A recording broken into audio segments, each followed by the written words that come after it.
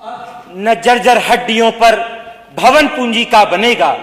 अब न नर का रक्त जलकर चिमनियों के मुख उड़ेगा,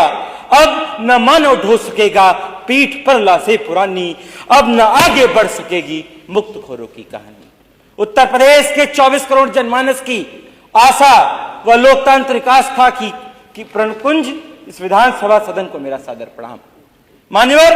अत्यंत व्यवस्थित सामाजिक राजनीतिक परिवेश में अनेकों उतार चढ़ाव एवं बाधाएं झेलने के पश्चात 26 नवंबर 1949 को अंगीकृत तथा 26 जनवरी 1950 को लागू विश्व का सबसे बड़ा लिखित भारत का संविधान देश के विविधतापूर्ण और गतिशील समाज का विधायी दस्तावेज है। हर प्रकार की चुनौतियों को झेलने के बावजूद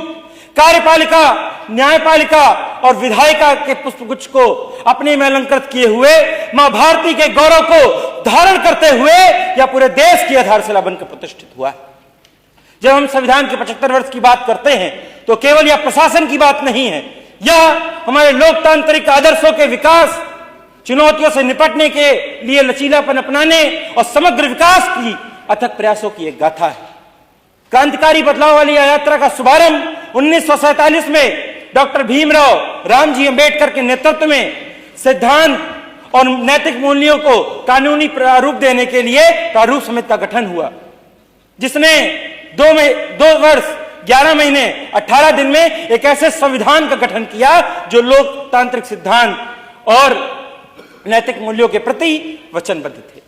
जहां हमारे संविधान ने समाज के अंतिम पायदान पर खड़े व्यक्ति को अनुच्छेद 12 से 35 के मध्य में वर्णित 6 मौलिक अधिकारों के द्वारा सबल व सुदृढ़ किया है, वहीं दूसरी ओर अनुच्छेद 51 में वर्णित 11 मौलिक अधिकारों के द्वारा इस देश के पद पर बैठे व्यक्ति की भी, इस देश के भारतीय संविधान के 45-70 वर्ष का विश्लेषण करते हैं तो हम देखते हैं कि यहां पे 100 से अधिक संशोधन हुए। अभी कुछ दिन पूर्व एक वर्ग इस संशोधन की आड़ में हमारे संविधान के मूर्त रूप के खंडन की अफवाह उड़ा रहा था। मैं उनसे भी यह कहना चाहता हूं कि संविधान मां भारती के हृदय तल में का वह प्राण तत्व है जिसे कोई खंडित नहीं कर सकता। प्रसिद्ध न्यायविद और संवैधानिक सिद्धांतकार एवी डायसी ने भी कहा है कि संविधान का परिवर्तन नहीं होना लोकतंत्र के विनाश का कारण है।